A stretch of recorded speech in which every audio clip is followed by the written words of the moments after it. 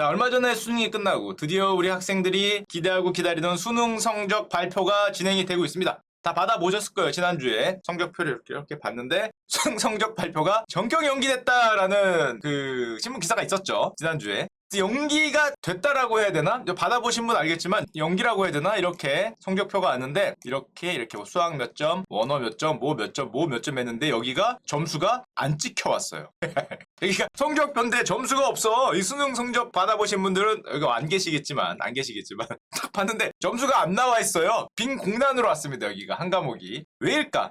형님들이 이제 수능 본 지가 오래돼서 모르겠지만 이게 현재 그 고등학생 나이 좀 어린 친구들의 최대 이슈입니다. 최대 이슈. 자, 어떤 이슈가 있냐? 수험생들이 얼마 전에 수능이 끝났을 때 이렇게 이의 제기를 했습니다. 수능 생명과학 2 문제 20번에 오류가 있다. 이의 제기를 했어요. 만약에 문제가 실제로 오류가 있다면 전원 정답이죠. 난 어차피 틀렸지만. 그러니까 틀린 분들은 손을 들어야죠. 장난 아니야. 이거 오류가 있다. 오류가 있으면 나는 맞을 수 있죠. 예를 들면 답이 5번인데 나는 2번 찍었기 때문에 전부 틀려 있는데 오류가 있다라고 지금 얘기를 했습니다. 오류가 있고 주장을 해서 실제로 이거 갖고 설왕설래 얘기가 많았습니다. 일단 법원과 우리 평가원의 그 내용을 듣기 전에 여러분들이 한번 판단해 보도록 하십시오. 제가 문제를 보여드릴게요. 뭐 별거 아니에요. 자, 다음 동물 종 피해 집단, 두 집단 1과 2에 대한 자료입니다. 1은 하디 바인베르크 평형이 유지되고요. 2는 하디 바인베르크 평형이 유지가 안 돼요. 근데 P는 상염색체의 대립 유전자가 있고요. 하여튼 뭐 그래서 이건 없고요. 빈도가 이런 거 쉽죠. 자, 이런 내용으로 다 들었으면은 문제를 이제 풀면 됩니다. 자, 저런 조건하에서 보기 중에서 맞는 걸 고르시오. 유전자 뭐겠죠. 자손을 낳았을 때 요런 문제입니다. 요런 문제인데 쉽죠. 이 문제의 정답률은 20%라고 합니다. 제가 이 정답률을 보는 순간에 왜 20%인지 알 수 있었어요. 아, 이 문제의 정답률은 왜 20%다. 그쵸? 쉽죠. 간단합니다. 문제 정답률이 20%라는 것. 이게 그 객관식이죠. 5개입니다. 5개 중에 하나 찍으면 여러분들이 맞출 확률이 20%입니다. 그러니까 정답률이 20%라는 거는 사실상 대부분의 사람들이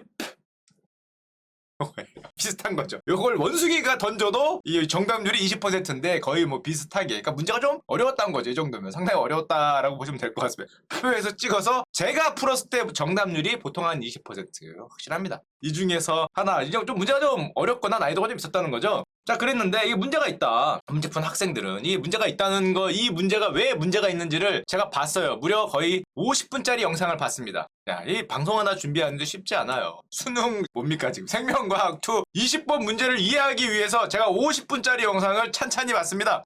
그래서 근데 뭐라는지 모르겠어요. 대충 이해는 했는데 그걸 여기 설명하고 있으면 안 보실 테니까. 하여튼 문제가 있다라 학생들 주장을 하고 문제를 낸 수능평가 쪽은 이런 의견입니다. 문항이 완벽하지 않아도 변별하기 위한 평가 문항으로 타당성은 유지된다. 무슨 소리냐면 이렇게 가다 보면 여기 문제가 오류가 있는 건 맞는 것 같은데 그렇게 안 가도 한 이쯤 가면 답이 있다는 거죠. 근데 니들은 가서 이거 상관없다. 이거 상관없이 어떤 게 답인지는 풀 수 있었다. 타당성이 유지된다. 이렇게 주장을 하는 겁니다. 굳이 얘기하자면 이 생명과학 2 20번 문제에 대해서는 무려 156건의 이의제기가 쏟아졌고요. 근데 정답은 5번입니다. 정답 아까 안 보여드렸구나. 아까 깜빡했어요. 자, 정답은 기억니은 디귿입니다. 쉽죠? 기억니은 디귿이기 때문에 이게 유지하기로 결정을 했죠. 근데 이렇게 가면 오류가 있기 때문에 한 문제여도 크잖아요. 그래서 당연하겠지만 수능을 봤던 학생들이 행정소송을 시작합니다. 20번 논란 법정으로 수험생들 행정소송을 한다. 12월 3일인데 12월 9일 지난주죠. 지난주에 법원이 뭐라고 얘기를 했냐. 행정처분 집행정지 신청 사건에서 일부 인용을 했어요. 이게 인용을 했다는 게 무슨 말이냐면 답이 5번이라고 하고 땅땅땅 찍고 점수를 찍어 보내려고 그랬는데 법원이 멈추라는 거죠. 그렇죠? 집행정지를 인용을 했어요. 그러니까 점수 찍어서 보내려다가 1심 본안소송 판결이 선고될 때까지 효력을 정지한다. 정답이 5번이라는 게 효력 정지가 나왔어. 근데 날짜가 12월 9일이잖아요. 이게 왜 날짜가 중요하냐면 12월 10일이 무슨 날이었냐? 수능 성적 통지일이었습니다.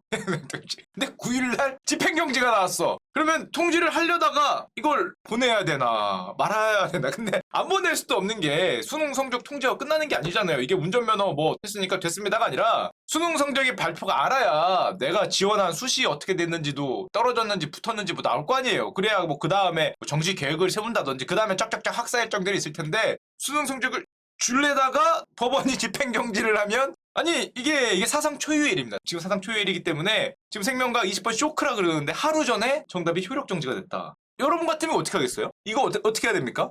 5번이라고 줘야 되는데 법원을 무시하고 뿌릴 수도 없잖아요. 글의 설라문에 기가 막힌 아이디어를 냈죠. 이렇게 됐습니다.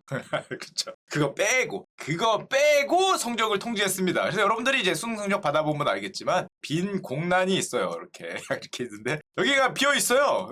모르겠다는 거죠. 아직 정답이 안 나왔기 때문에 모두 맞게 할지 5번일지 이게 안 나왔기 때문에 아니면 2번일지 지금 수능 성적이 통지는 해야겠고 다른 분들은 진행을 해야 될 거 아니에요. 학사 일정 같은 거. 그래서 결국에는 공란으로 처리된 채 배부되는 사상 초유의 일이 2021년에 일어났습니다. 실제로 제가 이제 인터넷에서 돌아다니는 하나 갖고 왔는데 요렇게 오른쪽에 생명과학 2는 점수란이 비었대요. 와, 이 친구 성적이 잠깐만 지금 봤네.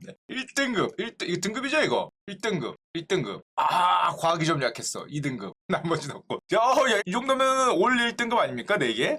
상당한 친구네요. 상당한 친구지만 하여튼 이 생명과학이 지금 빈 상태로 나오겠다. 또 이게 저렇게 비니까 이게 우리나라 전체에 좀 유명한 문제가 되니까 난리가 났습니다. 예를 들면 이거는 이제 한경애 김남현 기자님 신문 뉴스에서 갖고 온 건데 유학 전문가가 누군가 했더니 제 기사를 읽어보니까 서울대학교 의과대학 의과학학장 유전체 의학 연구소장님도 여기서 한마디 하셨어요. 안녕하십니까? 성구소장 누구입니다. 이게 바이오 연구소장님이잖아요. 그러니까 무슨 당신이 문제를 풀어보니까 서울대 공식 입장은 아닌데 내가 해서 이렇게 풀어본 설라문에 뭔가 좀 오류가 있는 것 같다. 큰 문제인 것 같습니다. 우리나라에서 거의 최고 전문가가 아니실까 싶은 분도 이제 의견을 밝히시는 거죠. 의견을 밝히시고 또 이게 널리 퍼지니까 저 수능 봤던 분들이 저 문제를 막 여기저기 물어봤을 거 아니에요. 저 훌륭한 분들한테. 그러니까 여러분 뉴스에 보셨겠지만 스탠퍼드대 이거 누굽니까? 스탠퍼드대 석좌 교수인 조나단 프리차드 교수님한테 누가 한국 학생이 제보를 했어요. 저 교수님 이 코리아 SAT가 so problem is very very 문제 있다. 베리베리 문제 있다. 이거 어떻게 해야 되냐? 프로블럼의 패러독스에 지금 빠져 있다. 교수님이 좀 의견을 주십시오. 그랬더니 교수님이 이제 문제를 받고 푸셨겠죠. 막 풀다가 원래 교수님은 어떻게 푸십니까? 좀 하다가 아이씨 하고 자신의 실험실에 있는 매튜 아길의 박사과정 연구원한테 이렇게 줬겠죠. 야, 튜레야 일로 와봐. 튜레가 아니라 기레야 일로 와봐. 왜요 교수님? 그러면 자 풀어봐. 이거 몇 번이냐? 그러면 좀 바쁜데요. 시험 푸는 거죠. 그래서 매튜 아기레가 이제 풀이 과정을 올렸습니다. 길게 올렸어요. 일단 풀이 과정을 먼저 보여드리면 인터넷 가면 있어요. 매튜 아기레가 갑자기 뜬금없이 코리아 SAT를 갑자기 풀게 되는 거죠. 문제에도 이렇게 번역을 누가 해줘서 문제 번역 누가 했습니까? 영어로 있었지 않을 텐데. 저 수능 문제를 누가 또 친절하게 번역까지 해줬네. 대단한 실력자. 하디 웨인버르그 이퀄리브리엄. 그래서 매튜 아길레가 갑자기 뜬금없이 코리안 SAT를 풀게 됐다. 그쵸? 이분이 이렇게 얘기했어요. 무지막지하게 하드하다. 박사과정인데 스탠퍼드 박사과정 저 유전 모시기 박사과정인데 그분이 풀더니 와 진짜 하드하다 장난 아니다 라고 썼고요. 보셔서 알겠지만 actually impossible to solve. 풀기가 너무 어렵다. 풀기가 거의 불가능한 것 같다. 이게 왜냐면 자기가 보기엔 오류가 좀 있다 이거죠. 오류가 좀 있기 때문에 굉장히 어렵고 굉장히 풀기 어렵고 또 이분에 올려놓은 걸 보면은 되게 코리안 SAT에 대해서 되게 놀라워하세요. 와 어떻게 고등학생들한테 이런 대단한 문제를 줄 수 있냐. 전공하는 나도 굉장히 왔다 갔다 하는 문제를 어떻게 풀 수 있냐고. 한국 학생들의 실력은 대단하다 이런 거를 쭉 올렸는데 가서 보시고요. 자 한마디로 결론적으로 우리 석좌 교수님이 푼 게 아니고요. 석좌 교수님이고 석좌 교수님 아래에 있는 우리 아기레가 박사과정 아기레가 갑자기 뜬금없이 풀어서 정말 어려운데 좀 풀 수 없는 것 같고 14개의 트위터가 있으니까 가서 보시죠. 좀 어렵다 이렇게 한 말씀까지 더 올렸습니다. 자 근데 문제는 이런 상황이 진행되고 있는데 수시 모집 합격자 발표일이 12월 16일입니다. 아까 얘기했지만 이게 미뤄질 수가 없는 상황인데다가 문제는 지금 예상된 본안 사건 판결일이 17일이에요. 합격자 발표일보다 이게 뒤에요. 그러면은 어떻게 해야 될 것인가? 자, 이쯤에서 우리 사회는 어떤 현명한 판단을 해야 될 것인가? 17일에 나올 수도 있고 심지어 안 나올 수도 있죠. 법원의 판단이라는 거는 조금 더 시간이 필요하면은 땅땅땅 치고 미룰 수도 있잖아요. 16일날 수시 모집 합격자 발표돼야 되는데 일단 17일날이니까 그래서 별 수 없이 지금 일단 17일날 통지가 가긴 갈 것 같아요. 성적이 법원이 똥땅 해준다면 못 해준다면 미룰 수도 있는 거죠. 해준다고 가정을 하고 안 해주면 이제 조금 문제가 있겠지만 수시 합격자 발표일이 18일로 이것도 수시 합격자 발표일이 연기가 되는 그런 사태를 맞았습니다. 만약에 정말 수험생들이 말하듯이 문제 오류가 받아들여진다면 아까도 봤지만 정답률이 20%입니다. 그러면 80% 만약에 전원 정답 처리가 되면은 80%의 사람들이 한 문제 더 맞은 거니까 2점이죠. 평균 1.5점. 0.8 곱하기 2에서 평균 한 1.5점 정도 이제 평균 점수가 올라가지 않을까. 현재 그런 상황입니다. 만약에 법원이 판단이 좀 늦어지거나 그러면 굉장히 사태가 좀 복잡하게 꼬일 수 있는 이제 그런 상황으로 가고 있고요. 이 문제를 조금 더 보면 이런 게 있죠. 수능 역사상 문제가 오류가 있다라고 인정된 게 8개 과목, 6번 수능 중에 8번 있었습니다. 8번 있었는데 가장 유명했던 문제가 아마 여러분들도 이 2014년에 수능 보신 분들, 지금으로부터 7년 전이니까 26이나 27된 분들은 이 문제를 아실 수도 있습니다. 2014년 수능 세계지리 8번이 우리나라 역사상 가장 유명했던 수능 문제의 오류예요. 난데? 에이. 형님들 20대 아니잖아. 괜히 내가 푼 것처럼 난데 하실 필요 없습니다. 알고 있어요. 형님들 설마 자제분이 풀어서 아예 아실 수도 있는데 난가 하실 필요 없습니다. 난가. 그거 뭐 굳이 그러실 필요, 우리 다 아니까 서로. 그쵸? 난가 하실 필요 없고요. 저는 알고 있습니다. 왜냐? 2014년 수능을 봤냐? 그건 아니고 이게 약간 경제 문제예요. 이 문제가 뭐였냐면 요 A 지역과 요 B 지역에 대해서 서로 뭐가 맞냐 뭐가 틀리냐를 고르는 거예요. 근데 문제가 뭐였냐면 A는 누가 봐도 유럽이잖아요. EU. B는 나프타, 북미입니다. 북미. 그러면 북미와 EU 중 여기 있죠. 총 생산액의 규모가 어디가 더 크냐? 이게 결국 문제였어요. 북미가 크냐 나프타가 크냐. 예를 들면 이게 1번 이게 2번 뭐 이런 거죠. 이걸 결정해야 이 문제를 풀 수 있는 건데 최초 정답은 어디가 크냐 했으면 기억 디귿 EU가 크다 했어요. 맞는 것 같습니까? 여러분은 북미 같아요? 북미, 그러니까 캐나다, 미국, 그리고 멕시코 정도, 아니면 유럽 전체. 당시에는 유럽 전체죠. 영국까지 들어가. 그때 브렉시트가 없었던 때니까. 자, 어디가 클까? 최초 정답은 2번. EU가 크다였어요. 천조국 무시하냐 이런 생각을 하잖아요. 근데 이게 2014년 문제잖아요. 상당히 애매한 게 2014년이면 뭐가 있던 때입니까? 유로존 부채 위기가 왔어.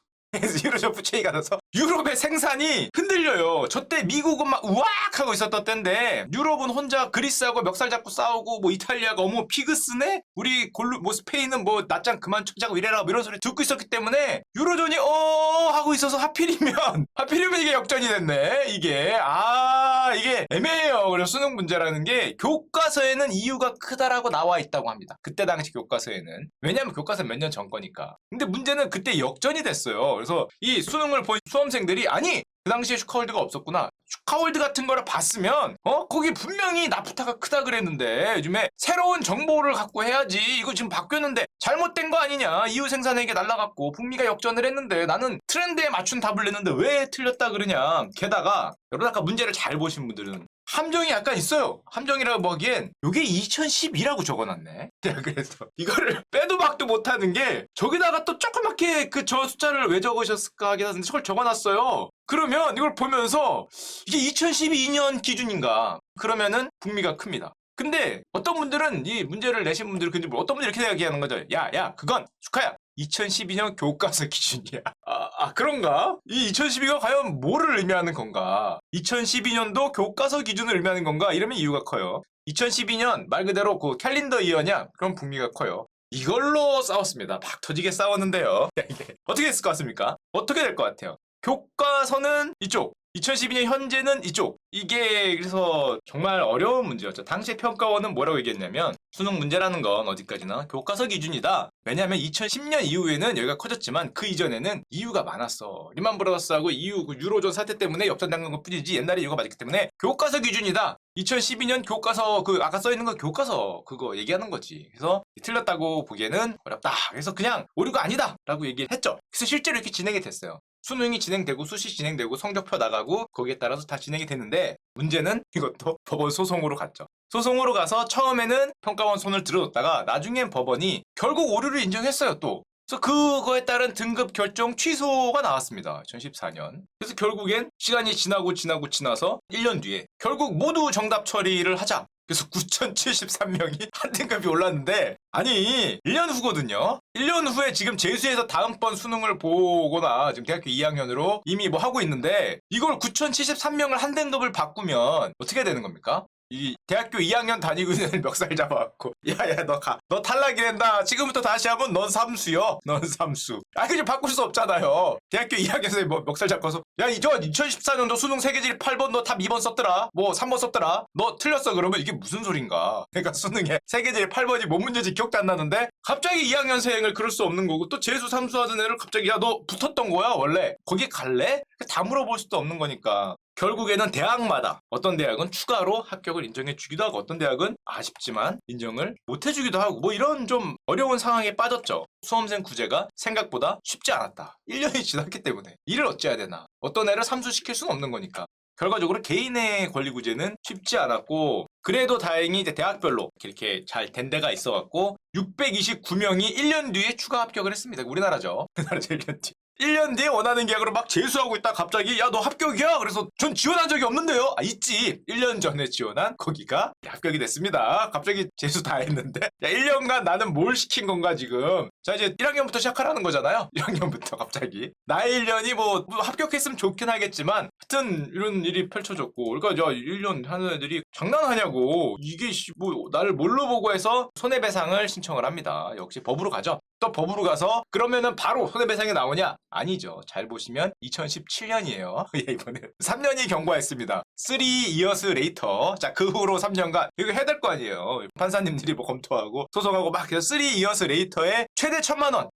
영향을 받지 않으면 200만 원. 영향을 받는 애는 1,000만 원. 오, 3년이 걸려서 드디어 나왔습니다. 1,000만 원이. 근데 받으려고 하면은 받을 수 있냐? 아, 그건 아니고요. 왜냐면은 최종심이 아니죠. 제가 알기로 아직 대법원에 그래서 2021년 현재 2017년에 아까 나왔죠? 4 years later 아직 그 대법원에 있다고 아직 대법원에 있을 거예요. 제가 알기로 그 검색해봤는데 결과가 나왔다는 뉴스가 없어요. 그거 아마 뉴스라고 뜨지 않았을까? 나왔을 수 있겠지만 아마 안 나왔을 겁니다. 그래서 현재 대법원에 계류가 돼 있다. 이게 2020년 마지막 뉴스였습니다. 올해 뉴스가 없는 거 보니까 아직 대법원에 1,000만 원 아직 못 받으셨을 거다. 못 받으셨을 거다. 당락이 확정되지 않은 분들은 200만 원인데 여기 200만 원. 200만 원 아직 못 받으셨을 가능성이 굉장히 높은 이게 아직도 진행이 되고 있는 2014년 세계지리 문제. 가장 유명했던 수능이 이제 답이 바뀐 때인데 물론 요번 수능은 그것도 있죠. 저거 말고도 요번에 문이과 교차 지원 가능하잖아요. 이것 때문에 애들이 있는 분들은 알겠지만 수능 보신 애들이 집에 있는 분들은 굉장히 잘하실 텐데 문이과생이 이것 때문에 또 난립니다. 교차 지원. 왜냐면은 수학이 이과가 훨씬 잘하잖아요. 그래서 점수가 높아요. 여기는 점수가 좀 낮죠. 그래서 이과생이 일로 지원해버리면 문과에 교차 지원하면은 문과생들이 굉장히 피해를 많이 볼 수 있다. 이제 이런 또 걱정들을 많이 하죠. 자, 이거는 이제 뭐 수능 하시는 분들의 쪽이니까 길게는 안 하고요. 자, 그러면 이쯤에서 자, 유튜버면 유튜버답게 자, 이런 얘기를 해야겠죠. 수능 역사상 가장 어려웠던 문제는 무엇일까? 기억나십니까? 수능 역사상 가장 어려웠던 문제. 제가 3가지를 갖고 왔습니다. 인터넷 검색하니까 많이 나오더라고요. 유튜버는 이런 걸 해야 유튜버 아니겠습니까? 3위부터 보여드리겠습니다. 객관식 역대 최저 정답률. 자, 객관식이면은 1번에서 5번입니다. 찍으면은 20%예요. 문제가 너무 어려워. 다 찍어야 돼. 그러면 정답률이 20%예요. 그런데 이 문제는 정답률이 몇 %가 나왔냐? 4%가 나왔습니다. 그냥 1에서 5번까지 찍는 거예요. 안 읽고 찍으면 20%입니다. 그런데 정답률이 4%예요. 왜일까? 왜 4%일까? 이게 정말 어려웠으면 20%입니다. 아무도 못 푸니까 다 찍었겠죠. 근데 문제는 이게 변화구라는 게 문제가 있죠. 변화구. 아, 이게 그죠? 어우, 야, 땡기는 문제이기 때문에 많은 사람들이 한 문제, 한 60%, 70%가 이쪽으로 확 쏠려버리면 이제 정답률이 급격히 떨어지는 겁니다. 이게 그죠? 변형이 있어요. 변화구이기 때문에 직군 줄 알고 아우, 쉽네! 이러고 찍었다가 모두가 다 이렇게 안녕했던 전설의 문제. 공구년도 사회 문과 과목 3번. 게다가 이 문제가 악랄하기로 유명했던 이유는 3번이에요. 아무도 3번에 함정을 넣으리라고 생각을 안 했어요. 여러분들 수능 기억나잖아요. 한 20문제, 30문제 되잖아요. 그럼 함정 문제나 변별력 문제는 어디 있어요? 뒤에 있어요. 아픈 맞으라고 푸는 거야. 그래서 쉽네 하고 넘어가잖아요. 그래서 쉽네 하는 와중에 함정을 넣어놨어. 야, 심리게임 대단하죠? 이 문제 내신 분들의 그 고도의 심리게임, 니들이 그렇게 쉽게 생각하고 넘어갈 줄 알고 거기다가 함정을 살짝 넣었더니 무려 96%의 떡붕어들이 그대로 걸려버린 전설의 문제입니다. 찍으면 20%인데 최저 정답률 4%. 사회 문과 과목 3번. 붕어들이 물렸던 바로 그 문제. 09년도니까 12년 전의 문제입니다. 야, 이거 3번에 그걸 넣을 줄 몰랐다. 이게 23번이었으면 몰랐는데 또 3번에 넣어서 기가 막힌 그 심리전으로 4%를 만들었던 문제고요. 그리고 최강급 난이도도 있습니다. 최강. 수능 역사상 난이도가 가장 어려웠던 문제 중에 하나. 2011년도 수능 수리 가형 24번. 정답률은 약 3%. 주관식이죠. 주관식. 제가 보니까 2011년 수능을 안 봐서 모르겠는데 인터넷에 돌아다니는 글을 보니까 요 문제 하나 때문에 수능 만점자가 2011년 기준으로 역대 최저치를 찍었다 그럽니다. 왜냐면 딴 거 다 맞아도 요거 못 풀어서 만점자 수가 확 급감을 해버렸다. 저걸 푸냐 안 푸냐로 만점이 결정이 됐다는 바로 그 문제입니다. 쉽죠. 뭐 별거 아닙니다. 최고 차기 개수가 1이고 4차 함수 fx가 있습니다. 자, 이렇게 해서 불연속일 때 f-2의 값을 구하면 되는 겁니다. 자, 쉽죠. 쉽죠. 4점짜리 문제. 요 문제를 맞으면 만점, 틀리면 한 문제 틀리는 거. 만점자가 가장 없었다는 정답률 3%, 97%가 틀린 거죠.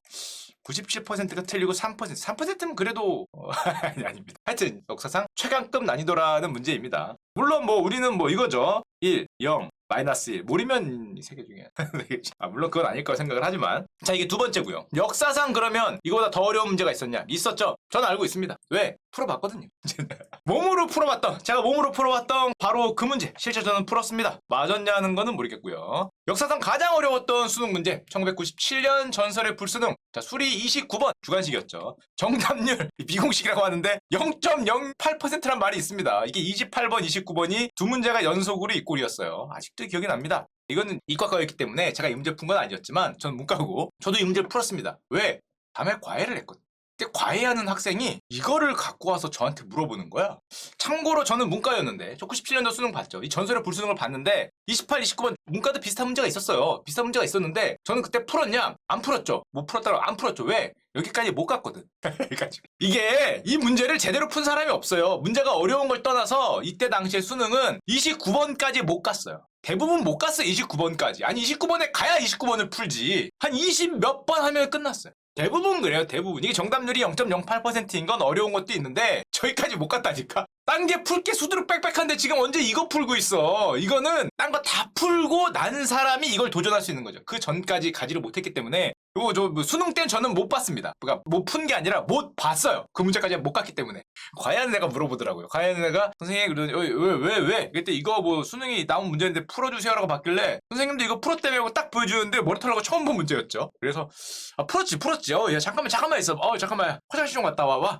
뒤에 화장실 갔을 때 뒤에 답을 본 다음에 야 장난 아니네 이런 걸 풀었다고 이러면서 문제를 풀었던 기억이 납니다. 실화입니다. 거짓하다 없는 실화고요. 제가 과외했던 그 친구가 그 다음에 30점 올랐습니다. 옛날에 말씀드렸죠. 제가 과외했던 친구가 점수가 98년도 수능에 30점이 올랐어요. 그래서 수능 끝나자마자 저한테 전화해서 선생님 감사합니다 하고 눈물을 흘렸는데 옛날에 말씀드렸죠. 그날 KBS 9시 뉴스에 평균이 40점 올랐습니다. 그래서 그다음부터 연락이 잘 안 됐어요. 평균이 40점 올랐어요. 그게 98 수능이 쉬워서 40점 올랐냐? 그게 아니라 97 수능이 미쳤기 때문에 그래서 평균 점수가 40점이 올랐습니다. 97 대비해서 오른 거죠. 선생님 감사합니다 하고 거짓 하나 없이 전화했었는데 뭐 그랬던 기억이 납니다. 97년 수능이 좀 말이 안 됐어요. 그러니까 여기까지 못 갔어요. 결론적으로는. 문제를 보면 이게 참고로 물론 여기까지 왔으면 0.08%를 넘겼을 거냐?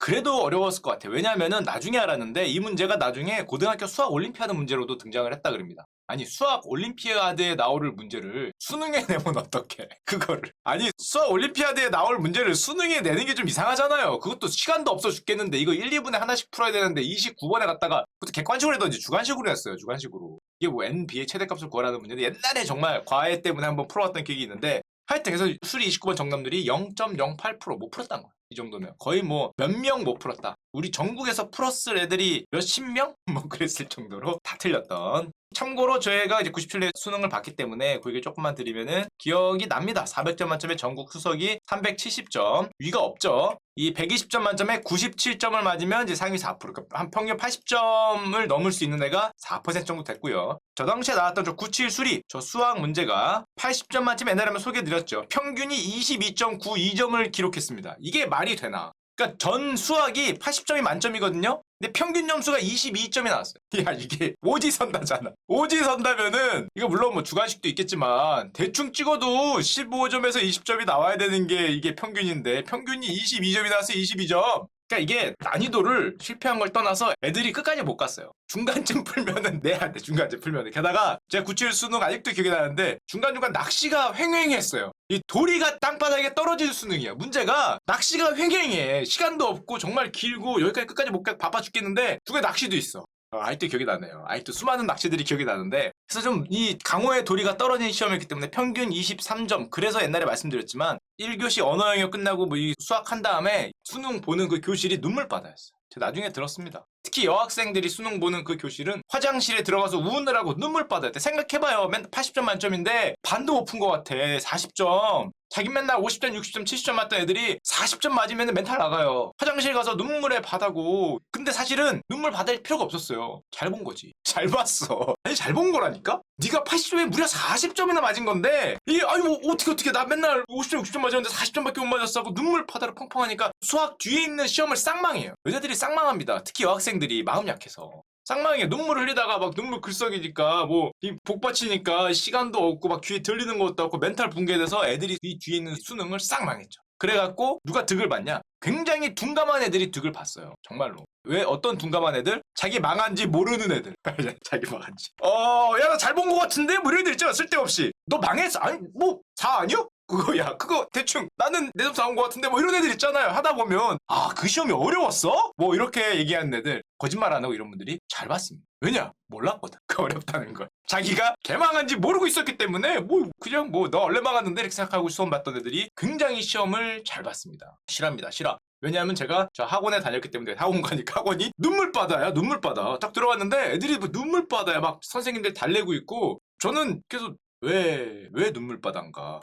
잘 몰랐어요. 잘 모르고 왜 눈물바다지? 뭐 그랬더니 막 뭐 수학이 뭐 어쩌고 그래서 저도 망했거든요? 근데 잘 몰랐지. 저는 끝나고 놀러 갈 생각 뭐 이런 거에 바빴기 때문에 그게 어려웠어? 나중에 알았죠. 나중에 그치. 넌 풀었냐? 아니 못 풀었는데? 그래. 뭐 풀었지만 뭐 인생 그런 거 아닐까? 뭐 이런 생각을 하고 다음에 뭐 하고 놀까? 뭐 이 생각을 게임은 삼국지가 뭐가 나왔는데 이 생각을 하고 기쁘다 그거 하러 가야 된다 이런 생각에 여러분들도 항상 어려움이 닥쳤을 때 좌절하지 말고 쟤네도 망했구나. 내 옆에 있는 얘들도 다 망했구나라고 생각을 하고 아무 생각 없이 보면은 잘 될 수 있습니다. 그래서 제가 득을 많이 봤죠. 진짜 그랬습니다. 보시면 수리에서 78점 득점자가 1명. 그러니까 만점자가 없었다는 거죠. 수리 영역 2도 만점자가 없었죠. 97년도 수능은 만점은 고사하고 평균 점수 90점, 100점 만점에 90점 넘는 애도 없었어요. 거의. 전국에 한 10명? 옛날에 말씀드렸지만 400점 만점에 300점 맞은 애들은 서울대 갔죠. 280점 맞으면 뭐 연고대 갔죠. 평균 70점만 맞아도 그 정규에 들어가는 수재가 될 수 있었다. 원래 그러라고 만들어 놓은 문제였지. 문제가 좀 그래서 그게 눈물바다였다라는 거를 그래서 항상 문제가 좌절이 왔을 때 생각을 하라는 거죠. 나만 이러는 게 아니다.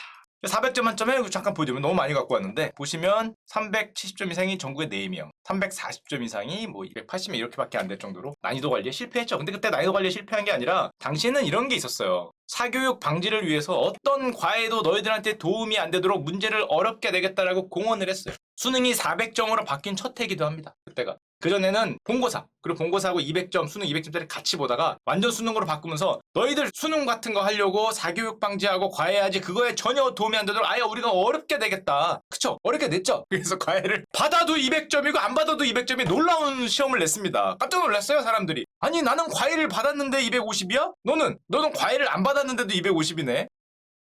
그래서 너도 동지 나도 동지가 되는 기가 막힌 시험이었어요. 게다가 이 시험이 과목간 막 문제도 뒤섞어 놓고 그래서 제가 갖고 오지는 않은데 점수 분포가 어떻게 돼 있냐 아주 민주적인 시험이었습니다. 점수 분포를 이렇게 만들어놨어요. 저 시험이 97년도 기억에 날 겁니다. 위가 없어요. 당연히 없지. 그러라고 만들어 놓은 거니까. 풀지 말라고 위가 전멸했어요. 여기가 그냥 왁 떨어지면서 여기가 뚱뚱해요.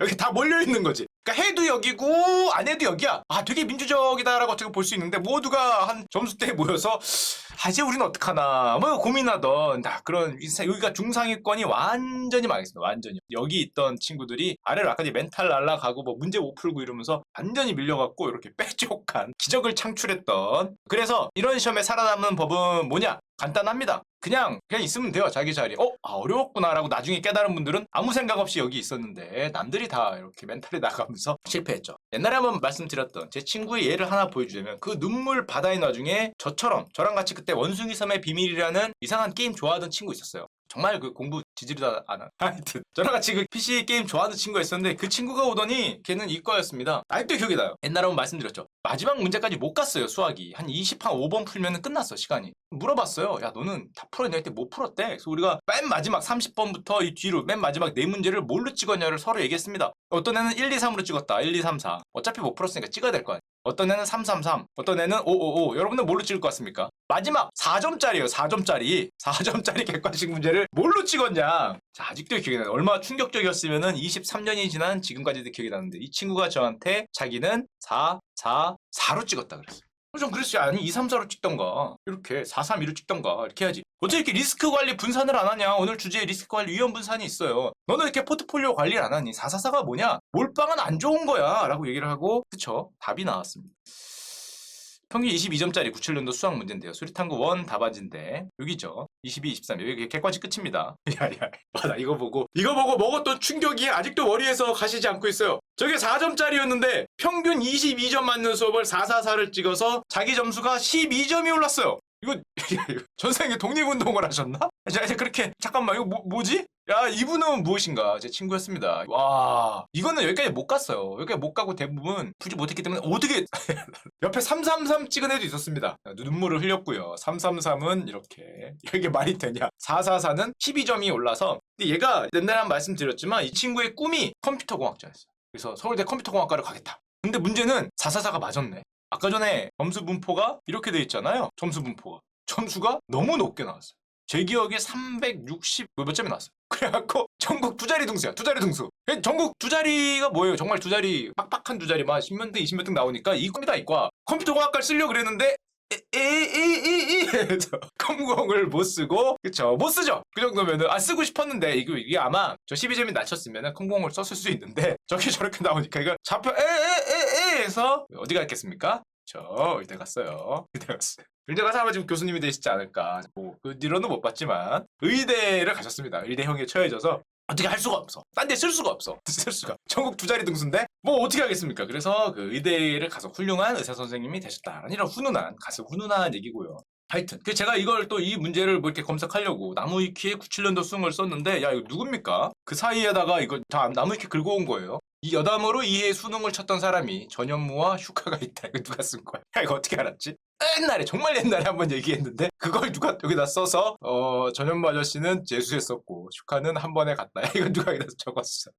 그쵸? 뭐 나이는 그러니까 나이는 제가 뭐 잘 본 게 아니라 이제 그런 일이 있었다는 건데 꺼무위키 대단합니다. 진짜 제가 한마디 말을 조심해야 되는 게 말 한마디 잘못하면 저걸 누가 박제를 해요. 박제를 조심해야 되는데 뭐 진실은 진실이니까. 그래서 요즘에 수능에 이제 그런 초유의 사태가 벌어지고 있다라는 내용이고요.